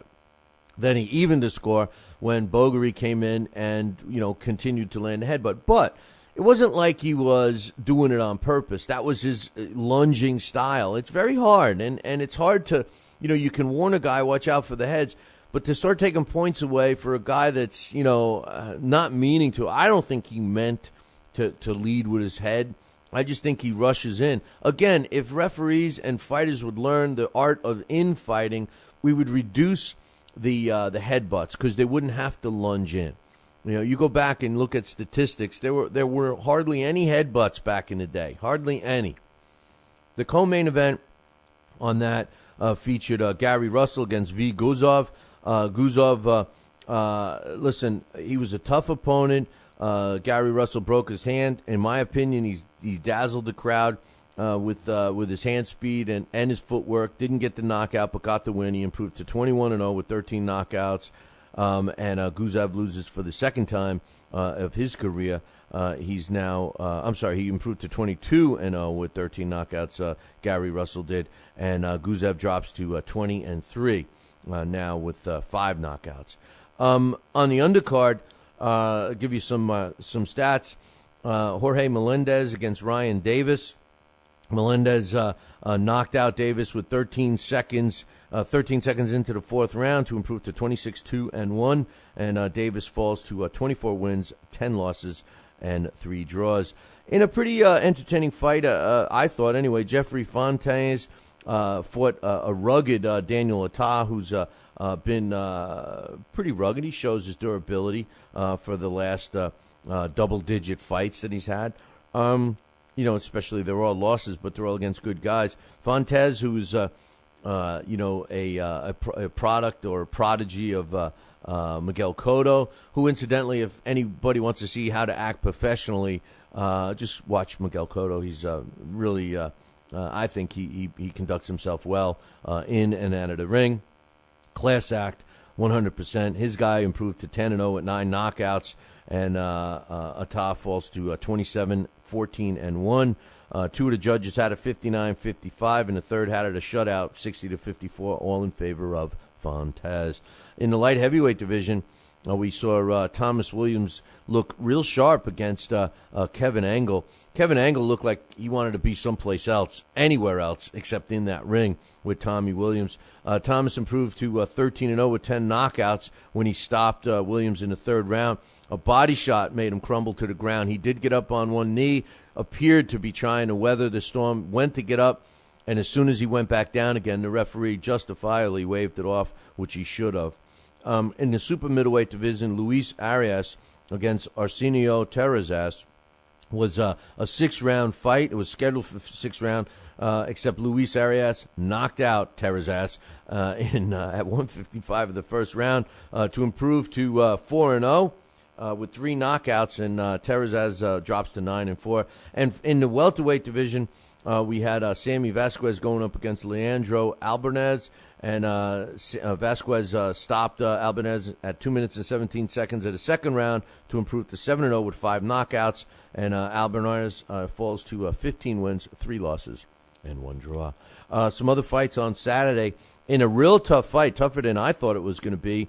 You know what? Maybe not. I at least the outcome came out, but I was thinking that a good fight would be Chris Van Heerden against Paulie Malignaggi. Maybe so, but it was a real tough fight. Chris Van Heerden against Matthew Hatton. It went the distance. Matthew Hatton always shows that he's got heart. Little, not too much skill, but a lot of heart. One judge had it 118-110. One had it 117-112. The third had it at 116-112. All in favor of the IBO welterweight champion, Chris Van Heerden, who improves to 19 wins, 1 loss, 1 draw, with 10 of his W's coming by knockout. And Matthew Hatton loses for the 7th time. He's now 43 wins, 7 losses, a couple of draws with 17 KOs. Kaiser Mabuza won an 8-round decision over Isaac Lashueo. And some other action, Maddie Clarkson knocked out Tepeshang Mohali in the 7th round of their light heavyweight fight. And then in heavyweight 6-rounder, Osborne Machamania had a draw over Elvis Moyo in their 6 rounds. In another fight that we knew was going to be good, we knew it was going to be close, and it didn't disappoint. WBA junior flyweight champ Donnie Nientes kept his crown because of a majority draw when minimum weight champion Moses Fuentes moved up in weight to challenge for Nientes' title. The way the scores were, 114-114 twice, and one judge had Nientes ahead 115-113. As a result, majority draw. Everybody keeps their title, and maybe we get to see a rematch. In a fight that was not very competitive at all. Unbeaten junior welterweight Omar Figueroa Jr. improved to 20-0 with a draw when he destroyed Henry Adurad in less than a minute. 47 seconds was the official time in San Antonio, Texas, of very first round. So Adurad drops to 4-7-1. And also on that card, Errol Spence Jr. improved to 4-0 with 3 knockouts when he went the 4-round distance against Luis Torres, who drops to 4 wins, 3 losses, and 3 draws. And Jermell Charlo stopped Gilbert Venegas in the second round at 1 minute and 24 seconds. This was another one of those really bad mismatch fights. In case you're wondering how Golden Boy gets some of their young fighters wins, this was a Golden Boy card that was on a couple of different networks. Charmelo improves to 12-0 with 8 knockouts. Venegas drops to 12-9-3. The one thing that I will say, it was the first time that Venegas was stopped. So that's a pretty big accomplishment for Jermell Charlo, not to be confused with Jermell. There's Jermell and Jarmel. Oh, actually, this was Jermal. There's Jermal and Jermell. This was Jermal. The unbeaten bantamweight Paulus Abunda improved to 20-0 with 10 knockouts when he captured the WBO bantamweight title from previous champ Pulang Saw Sinju, who's now 43 wins and 2 losses. The scores were 116-112 twice and 115-113, all in favor of Ambunda, who's now the third Nambia's champion that they've had. In the female ranks, WBF, I keep telling you guys that the WBF is moving up. The World Boxing Federation's women's super featherweight champ, Ramona the Dragon Kuhn, returned to the ring after 14 months due to an injury and made a successful title defense. She packed the arena in Germany and beat her challenger, Helena Dos Santos, for 10 rounds, 100-90 twice, 99-91 to improve to 20-1 with 6 knockouts, and Dos Santos drops to 14-5. Also, some late results from Saturday. Former WBO world title challenger Michael Clark, he improved to 44-8 when he won a decision over Brian Kamichis, who drops to 20-4, 99-90, 98-91, 97-92 with the way the judges saw that one. And in the co-main event, another fight that was on our challenge, 2 undefeated heavyweights, Daniel Martz and John L. Smith, fought a 10-round fight, and the end result was a majority draw. 6'7", 255-pound Martz was the busier fighter, but the local judges scored the bout as follows. One judge had it 97-93 in favor of Martz, and the other 2 saw it even at 95-95. So the local kid got the draw. And also the WBC silver super flyweight belt was on the line, and Carlos Cudas is improved to 28-0 with 23 knockouts when he stopped Victor Zaletta in the 7th round to obtain that silver belt. On Sunday there was a fight, and it was in the female ranks in Japan. There was several of them, 3 female fights, and they went as follows. WBC atom weight, which must be equivalent to minimum weight or straw weight. Momo Kazaki, she improved to 12-0 with a draw with 3 knockouts when she beat the hell out of Mexican Mariari Dominguez into a 100-90 on all 3 judges' scorecard win Dominguez drops to 9-4. Undefeated Estuco Tada improved to 12-0 with 2 draws and a couple of knockouts in the 105-pound weight class when she retained her WBA world title when she won a decision over Yuko Kuroka, who drops to 9-3 with 5 knockouts. And Mexican Ibeth Zamora improved to 17-5 with 7 knockouts when she acquired the vacant WBC 108-pound female belt when she took care of the Japanese fighter Nako Shibata, who dropped to 9-3. It was a split decision, but according to most ringside, the right person got it in the end. So those were 3 female world championship fights coming at us from Japan. Now on Friday, the fight that was on ESPN with Envy Gradovic and Billy Dibb, I thought it was a decent fight. I liked it. Some people said it was boring. I didn't think it was boring at all. The only thing I couldn't stand was let's get popping, man. Let's get popping. Couldn't stand it. It just aggravated me every time he stood in front of the camera shot, like one of our emailers said. Very nerve-wracking as a fan trying to watch the fight. But Gradovic improved to 16-0 with 8 knockouts. You know, I love his nickname, the Mexican Russian, trained by Robert Garcia. And, man, did that pay dividends for him. This is a kid that we should watch. Although he's an IBF champion right now, he's definitely a kid that we should watch. Billy Dibb, he was battered, bruised. I guess had to go to the hospital afterwards and everything else. Alex Papali wrote a great ringside report on that. You can check out on BillyCBoxing.com. It's either on the front page or you could always go to our fight coverage section where all the ringside reports are. Tony Treem and Alex Papali were both ringside for the big fights this weekend, so catch their reports. The way the judges scored it was 114-112, 114-112 on 2 of the cards, and Dibb got 114-112 on the third card, which, I got to think that, let's get poppin' was in the way of that third judge to watch this fight because there's no way in hell that you could have given this fight to Billy Dibb. I mean, he wasn't landing anything. He was busted up bad. And when Gradovic did land, I thought he was going to stop him. I thought that Billy Dibb was going to be going out. He quit, man. There was one point during the fight where Robert Garcia said to Gradovic in the corner, "Look at his face. He's, he's scared to death. He's, you can see it in his face. He doesn't want to be there." And I agree with him, man. He had it in his face. He had that on his face. He was a beaten fighter from about the 8th or 9th round on. I didn't even think it was as close as 114-112, to be honest with you. Maybe you give the full first couple of rounds to Billy Dibb, but that's it, man. That's it. Willie Nelson. This was the fight that referee Art McCanty Jr. told Team Willie Nelson to calm down. Calm down. Calm down. This guy just got himself. Not only did he defend the NABF junior middleweight title, but he just positioned himself for most likely a title shot. He improved to 20-1 with a draw, 12 knockouts. Michael Medina was a kind of the favorite going into this fight.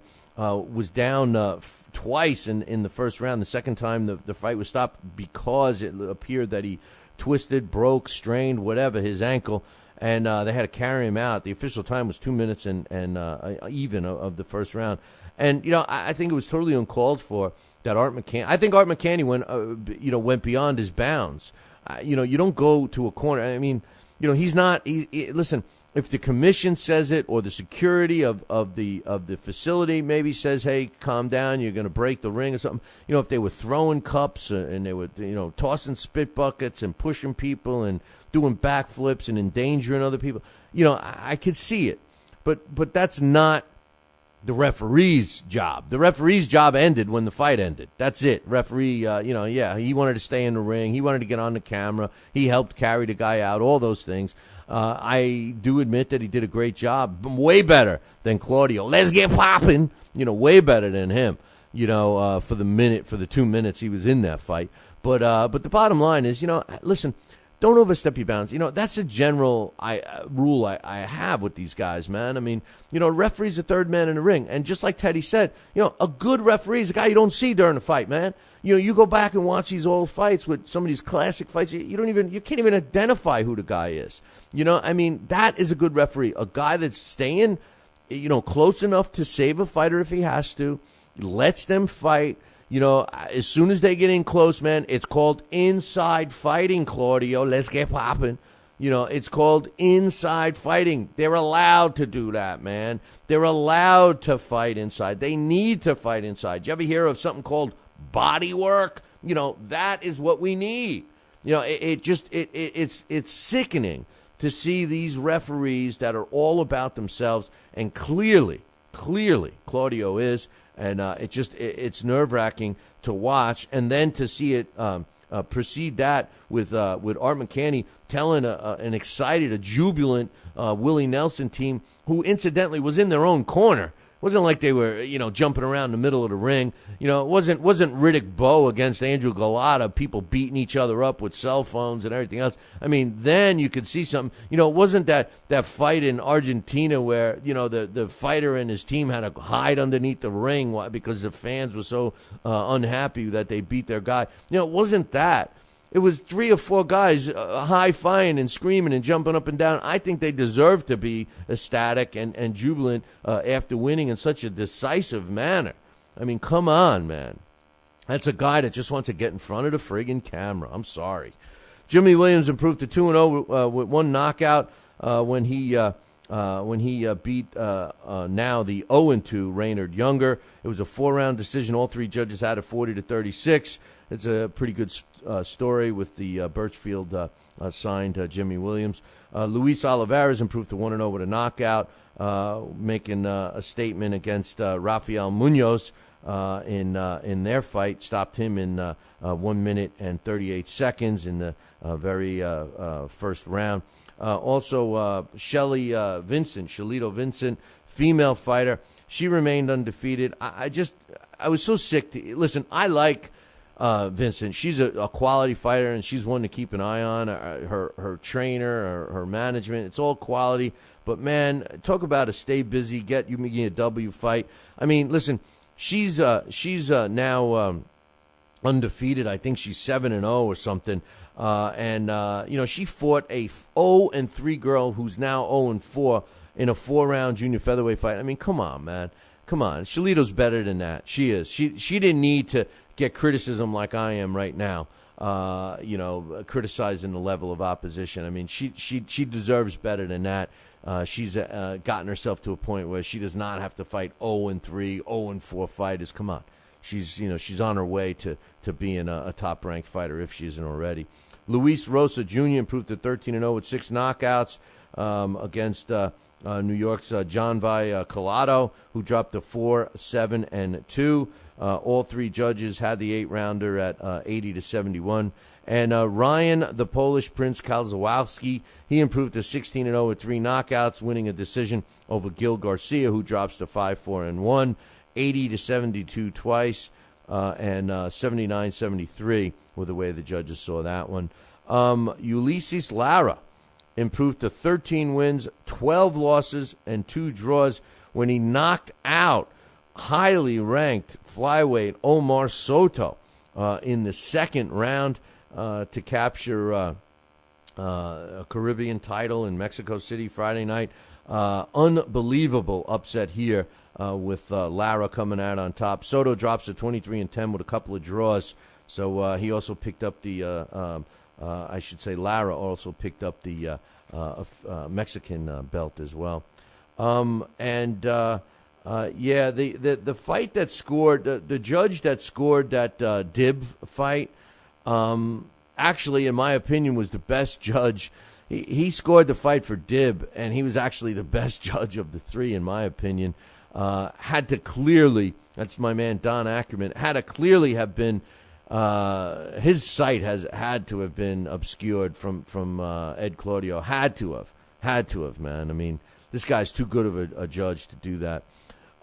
In In California, the Fight Club had a sold-out crowd of almost 1,400 people, and undefeated heavyweight Alexander Flores took care of his opponent in the first round to improve to 12-0, 2 minutes and 49 seconds when they handed him a sacrificial lamb.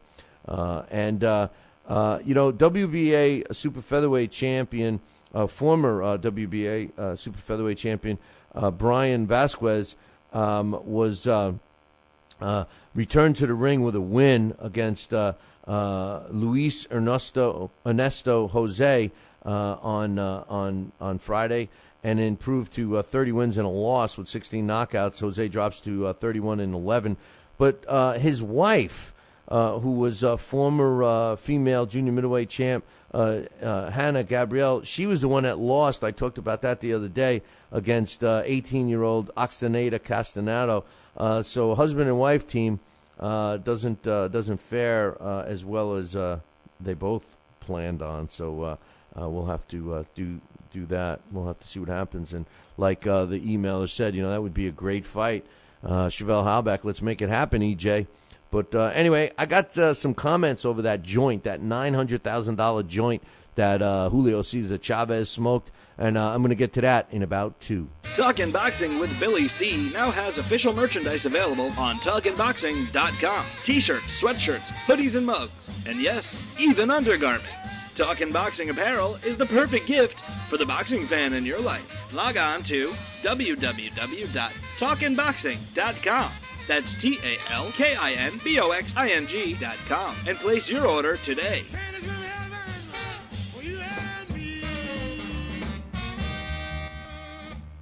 Join us here for 2 hours as Billy and the gang do what they do best. Every time I start talking about boxing, a white man got to pull Rocky Marciano out their ass. Rocky Marciano was good, but compared to Joe Louis, Rocky Marciano ain't. You beat Joe Louis's ass. Joe Louis was 75 years old when he fought. Huh? What? We're supposed to be talking boxing. It's Talking Boxing with Billy C. As Billy C. sits here in the multi-million-dollar Talkin' Boxing Studios, sipping a fine wine before you're even out of bed, you should be thinking, damn, I wish I had a mustache like his. It's the Talkin' Boxing with Billy C. show. He's Billy C., and you're not. Sucks to be you.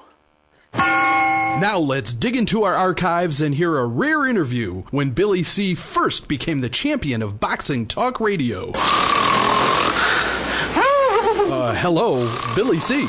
As the new champ, can we ask you a few questions? Why, certainly. Okay, your fans would like to know how you and your corner have successfully walloped the competition. We're not ordinary people. We're morons. Anything else? I'm a victim of circumstance. Did your success finally come when you made the show 5 days a week for 2 hours? What do you think? I'm trying to think, but nothing happens.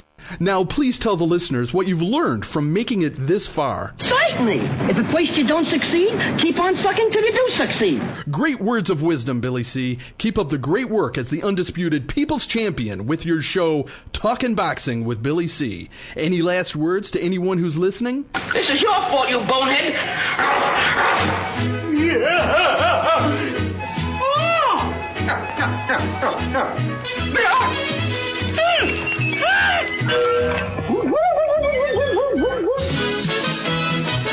And we're back.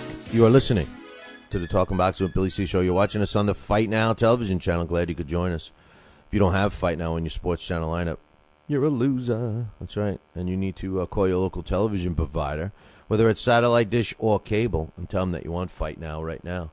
For all information about the channel, you can visit their website, www.fightnow.com. And I just remembered the guy, squeak, squeak. And I just remembered the guy's name. It wasn't Russell Murat. It's Lou Murat. Lou Murat. That's the referee I want to referee the Floyd Mayweather Jr. and Robert the Ghost Guerrero fight. That's the referee, man. I love that guy. Love him. He knows how to referee. He's old school referee, lets the guys fight. And he controls the fight. If any shenanigans go on, he takes order. And he doesn't start with any of his own stupid coined phrases. Don't forget to tune in this week, Thursday night, on LDL TV. And if you're not in the South Florida area, tune into the stream. It's for free. Billy C's Change My Mind is going to feature Sal Senecola, who's the main event April 13th on the Come Back to Reality Tour. And we're going to be broadcasting that. But the bottom line is Sal's got to change my mind, try and change my mind, about justifying the fact that he's getting back into the ring after 25 years, man. He's 53 years old. He's older than me. You know, I think that rock that I keep hitting every time I pull into my driveway might be almost as old as Sal. I don't know, man. I don't know. But Sal's going to try to change my mind about that. And we want you to tune in. And speaking of tuning in, don't forget, Monday, we're going to be debuting our new show, Billy C's Talk to Me, man. It's going to be geared all about you. That's right. You're going to drive the show, 1 p.m. Eastern time, right here on BillyCBoxing.com. Tune into it while you got your feet up on the desk at lunch at work, if you're on the East Coast. If you're on the West Coast, you just got into work, your feet's up on the desk, sipping that coffee. You're not going to get started too early. Tune into the show. Call in, give us your thoughts. We're going to be picking emails out during the week, so it's going to be email and phone call driven 100%. And we're going to slate it for 1 hour, but if the discussion is good and the emails are plenty, we're going to go longer. That's the beauty of it at this point in time, and it will be available, the replay, only to the premium podcast subscribers. So listen, if you've been holding off, you cheap you-know-what, if you've been holding off, spending $15 a year for access to all of our content, well then, if you want this, you're going to have to spend that $15. It's well worth it, man. $15 for the year, and you will get the replay that you can listen whenever you want, especially if you're on the show, man. Especially if you're on. You're going to want to hear yourself, aren't you? Anyway, Julio Chavez Jr. Last week we announced that Julio Cesar Chavez Jr. got basically a year suspension, which was retroactive, so he's got 9 more months to serve. And he got fined 10% of his purse, which was $900,000. That goes to the Nevada State Athletic Commission.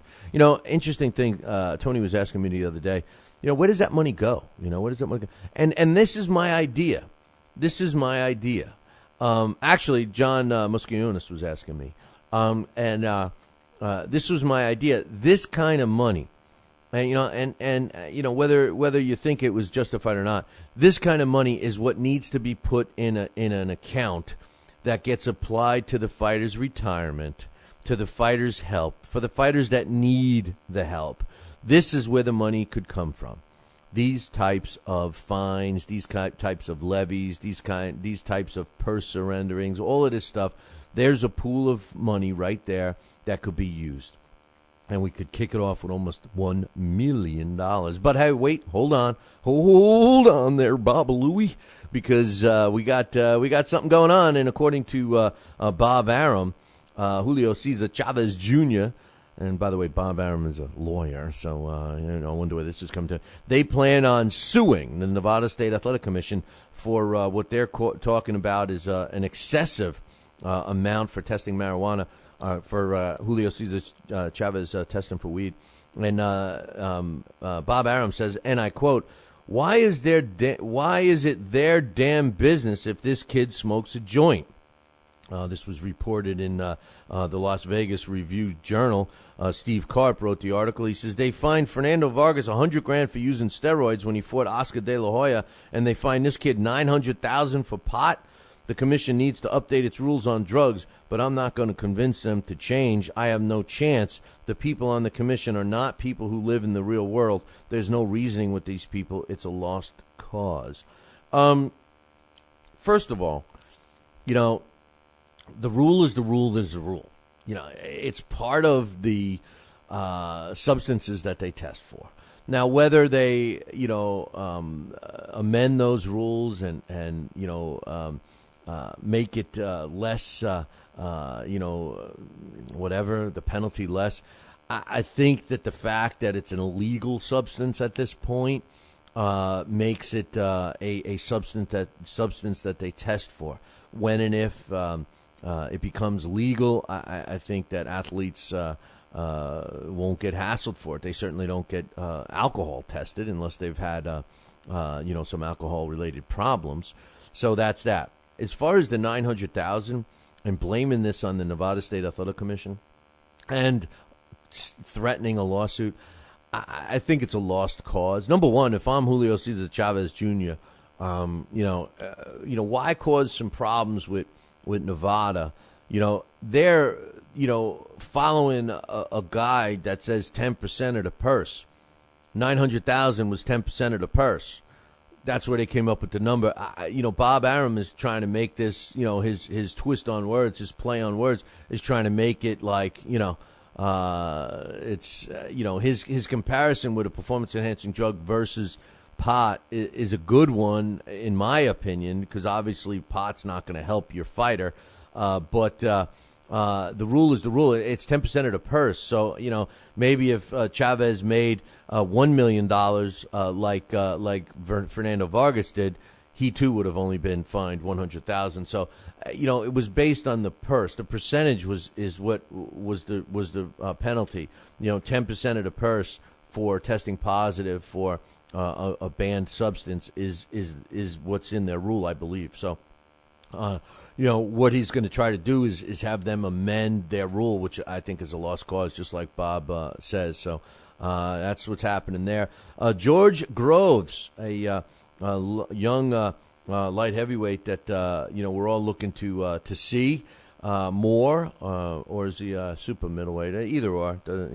He was scheduled to fight Muhammad Ali Nadai, but has canceled that fight. Says he doesn't care about his European super. He's a super middleweight. For some reason, I thought he was light heavyweight.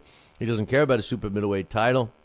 And not only did he back out of that fight, he broke his contract with Frank Warren.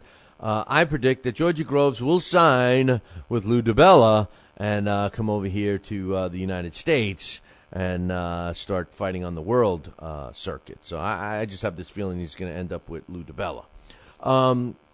Daniel Ponce de Leon and Abner Mares. They remember last week we talked about them getting bumped off the April 20th card that now belongs to Saul Alvarez and Austin Trout. And Golden Boy said, "Well, don't worry, we're gonna reschedule their fight." Well, they did, and they rescheduled them for May 4th at the MGM Grand in Las Vegas on some other card that's happening on May 4th. They're going to be the co-main event for the Floyd Mayweather Jr. and Fernando Guerrero and Robert Dagos Guerrero world title fight. So, that all of a sudden shaped into a really good card, too. They lose Saul Alvarez, and they gain Abner Mares and Ponce de Leon as a co-main event. Great move by Golden Boy. Andre Ward was cleared to begin training again. Not full training, but light training, the way it was defined by his doctor. He returned to the gym on Thursday. That's how quick and excited Andre Ward was. And he said, and I quote, "It was amazing to be able to say that I was going to go to a boxing gym and not physical therapy. I just have to respect the markers I've seen that I've been given from the doctor. I couldn't go crazy. That's where I have to be careful. I felt great. I felt fast. My wind is great. It was amazing feeling to be able to work out in my gym." This is a guy, class act, Andre Ward. I'm a fan. There's no question about that. No, he does not have it, but that doesn't mean he's not a pound-for-pound fighter. As a matter of fact, if you check out the Billy C rankings, you will find that we have him ranked number 1, and that's because, in my opinion, he fought the arguably, and pound-for-pound isn't, it's like, what have you done for me lately? And this guy lately is fighting the toughest opposition compared to that other guy that claims to be the pound-for-pound. And speaking of pound-for-pound, did anybody else catch Zab Judah make that statement that when he fights Danny Garcia, he's going to prove to everyone that he is the number 1 pound-for-pound fighter in the world? He was interviewed at the on the Showtime broadcast over the weekend, and I think Zab Judah is delusional. I don't think he was ever a number 1 pound-for-pound guy. If you want to squeak him in the top 10 at one time, maybe. Not now. No way, no way, no way. and whether Floyd is number 1 or number 2, whether Floyd is number 1, number 2, number 3, Zab Judah, even if he wins against Danny Garcia, is not a pound-for-pound number 1 fighter. Danny Garcia certainly isn't, and a win over him doesn't make Zab Judah. But that's all, the way Zab Judah's a legend in his own mind. Did you catch the news out of Germany that Sam Solomon, who just beat Felix Sturm in a elimination bout back in beginning of February 1st, they released that the 39-year-old Solomon, who's 43 wins, 11 losses, 17 come by knockouts, tested positive for a performance-enhancing drug. Apparently, they said, and I quote, Sam Solomon was tested positive for a performance-enhancing substance after his fight with Felix Sturm. We will now await the results of the B sample in order to plan our next step. That was Sturm's boxing promotional company's comment. He says, we are strictly against doping and believe that boxing should be a clean sport. I wonder if the German Boxing Commission has anything to say about it. Solomon's A sample came positive for what the German Boxing Federation has defined a designer drug that has a stimulating effect. Solomon has an opportunity to have his B sample tested and to have a hearing. If the B sample tests positive, Solomon would then be found guilty, and he would be subject to a fine and or suspension or both, and the result of the fight would be changed to a no decision. Sturm said, I was harassed before the fight with several blood tests, and then he cheats himself. It's sad. Solomon, on the other hand, says this is crazy. It's an insult. It's nonsense. And anyone who knows me knows I don't cheat, let alone do performance-enhancing drugs. This is the second report that has come out of Germany in the last several weeks where people are acting like mortified that this happened. Now, I never did hear the results of the Francois Botha. Maybe that was in Germany, now that I'm thinking of it. But, I never heard the results. He said it was ridiculous as well. I don't know, man. I don't know. All I want to know is why Sturm's promotional team himself is waiting for what they're going to do when it's really the boxing commission's jurisdiction there. Remember I said earlier about Paulie Malignaggi? Not about the fact that I think he's really improved into I like what I hear that comes out of his mouth. I just don't like the way he sounds, but I can't fault him for that. But he's very informative, and I like what he brings to the broadcast. Al Bernstein is Al Bernstein. Him and a tortoise could call a fight, and Al will make it great. He's the best in my opinion. And, nothing against Paulie, but like I said, I think Showtime's got the three best broadcast announcers. I think that they should be Barry Tompkins, Al Bernstein, and Steve Farhood, and maybe flip-flop Steve and Paulie when you can. But this Moriello guy or Ranello guy or whatever, what a clown he is. I can't stand it. I feel bad about Gus Johnson. And the way Gus Johnson used to yell at us. I mean, this Morello, and he doesn't even know boxing either. I guess he's an MMA guy, but I'm dumbfounded. Don't they see? I mean, how does he get in there anyway? I don't know. When they have Barry Tompkins, when they have Bernstein, when they have Farhood, and they put this guy in for what? He brings nothing to the broadcast. He makes it worse. Back to Paulie. According to the Showtime Sports Events, not Showtime Television, but Showtime Sports Events, Paulie Malignaggi is going to be fighting Diego Chavez or Humberto Soto. According to them, the 36 hours that was supposed to happen. There was supposed to be a purse bid for the Diego Chavez fight. And I guess something happened where it didn't work out or whatever. Paulie Malignaggi basically said that it's not going to take place in wherever it was going to take place. But now, after the last couple of days, apparently, according to Showtime boxing events, Showtime sports events, they claim that they've spoken with Paulie and that he's claimed that he would be happy to fight this fight. He says, I'm a fighter, and the opportunity to fight in Abu Dhabi is one that I'm definitely looking for. I'm always looking for new challenges. And fighting either Chavez or Humberto Soto for the WBA and World Boxing Federation WBF belts interests me. Paulie would, according to Showtime sports events, they said Paulie Magic Man Malignaggi will fight either against Diego Chavez or Humberto Soto for the WBF and WBA World Welterweight Championships somewhere in Abu Dhabi, which is on May 18th. Check out the whole article and see what you think. It's up on BillyCBoxing.com under the latest boxing news section. Also on that card is Zolani Malari defending his WBF junior welterweight title against Antonio Lazada Jr., who holds an interim belt. So we'll see what happens there. And they got a cast of thousands that will be on that card. So if it happens, we'll see. I haven't heard Paulie say anything. I haven't heard anything from Paulie except, his broadcast. Tavorius Cloud, he's fighting this weekend in Brooklyn, New York. And he's taking on B-Hop, who's got a record of 52-6-2 with 32 knockouts.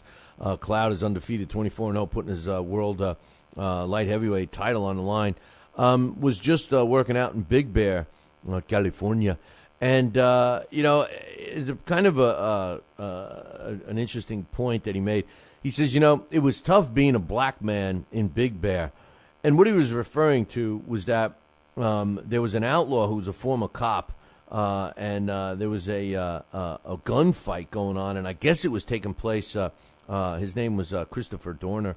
I guess it was taking place in right around where Tavorius Cloud was working out, and the police had put a $1 million bounty on this guy's head. And Tavorius Cloud is like, ruh-roh, I better stay inside, man. Big Bear, California isn't exactly known for African Americans looming around in the snow-capped mountains. So I could see where his concerns were legit, that you get some trigger-happy person that's willing to that wants to collect $1 million. Sees Tavorius Cloud jogging down the street. Hey, there he is. There's that Donner guy. Get him. Let's get him. So he survived it, and he's heading to New York, I guess, this week. He should be there midweek, I would think, or even tomorrow. He was back in Florida. Abel Sanchez is his new trainer. Now, I've worked with, not worked with, I've indirectly, I guess I called some of his young fighters' fights. Abel Sanchez is a pretty good, he's able to train. He's pretty good. He's very one-dimensional, I think, and I hope it helps Tavorius Cloud. He's in a tough fight against Bernard Hopkins, there's no doubt about that. B-Hop knows all the tricks, and you're going to have to know how to get by them with that fight for sure. So that's what's going on. If you're just tuning in, later in the week, on Wednesday, we got the Blast from the Past, which is going to feature a former world champion and Billy C. Boxing Hall of Famer, and quite honestly, as far as I'm concerned, should be in every Boxing Hall of Fame.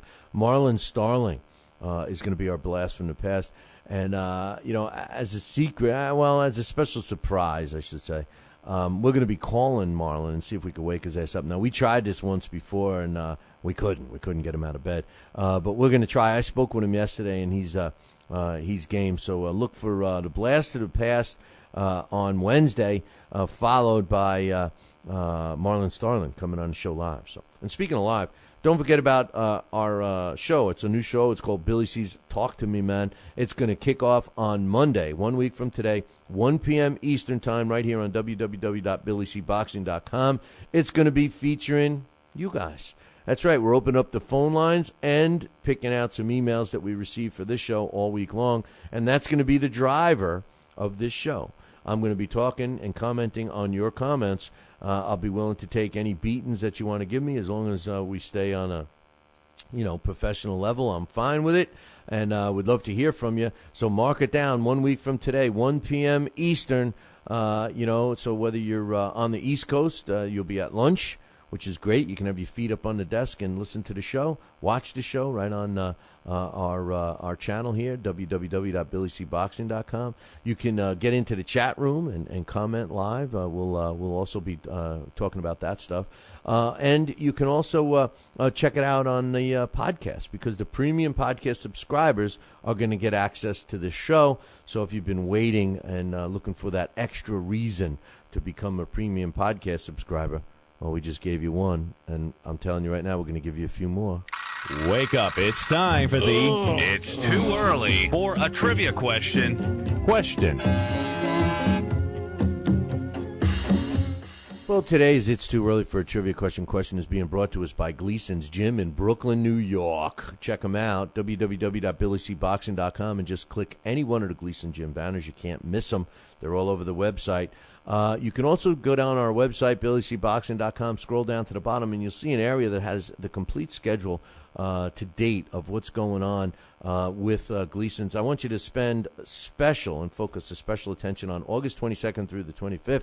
It's this year's boxing fantasy camp. It's for a great cause, and you regretted not going last year. Make sure you make your plans early this year.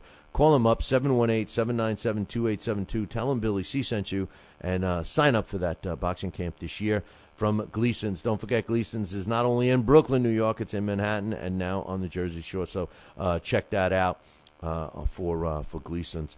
Today's It's Too Early for a Trivia Question. Well, let's read Friday's first. Which future world champion lost in the 1972 Olympics at the age of 15? It went a couple of days without a winner until my man John got it. He knew that Wilfredo Gomez was the guy who lost the 72 Olympics at 15 and came back to become not only a world champion, but a pretty damn good one. So congratulations to John. Waiting for him to send me his mailing address so I could send him his prize. Now, here's today's It's Too Early for a Trivia Question, which gets delivered to us by the trivia question guru himself, Henry Haskup. Which fight was the first one to use 4 ropes? Great question. I love it. Which was the first fight to use 4 ropes? If you know this answer, email me, billy@talkinboxing.com. That's TALKINBOXING.com. Which was the first fight that utilized the 4-rope system? Email me the correct answer if you know it, billy@talkinboxing, TALKINBOXING.com. This day in boxing history. And finally, this day in boxing history is being brought to us by Campanaro and Tomkovich. If you're looking for a lawyer, use the ones that keep my ass out of trouble. That is Campanaro and Tomkovich. Give them a call today, 845-221-4099, 845-221-4099. Let Campanaro and Tomkovich knock out your legal problem. 845-221-4099. Today in boxing history, it's kind of a special day in a way. And I wanted to give it a couple extra minutes here. On this day, March 4th in 1968, Joe Frazier knocked out Buster Mathis in the 11th round to win the New York World Heavyweight title. And that fight took place on this day, March 4th in 1968 in New York City. Now, most people recognized Joe Frazier. Well, let me rephrase that. A lot of people recognized Joe Frazier as the World Heavyweight Champion after he beat Buster Mathis.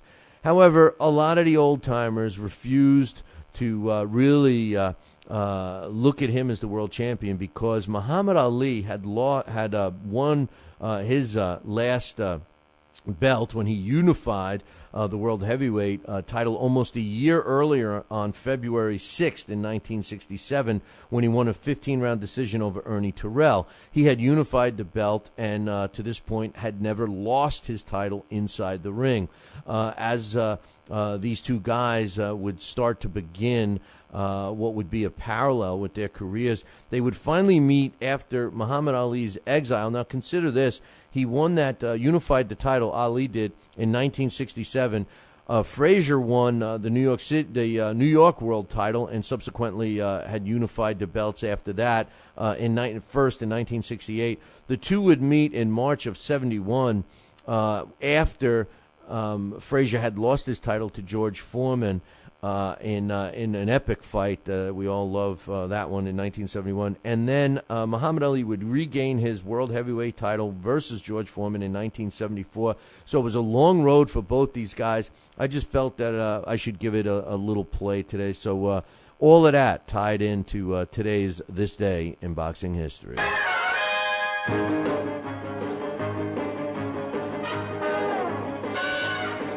Make sure you tune in tomorrow morning, same bat time, same bat channel. There's only one channel, the Fight Now channel. Call your local television provider and tell them you want the Fight Now channel added to your sports channel lineup. It's that simple. Pick up the phone and call. For all the information about the channel, you can find it on our website, www.fightnow.com. See you all tomorrow. Ciao.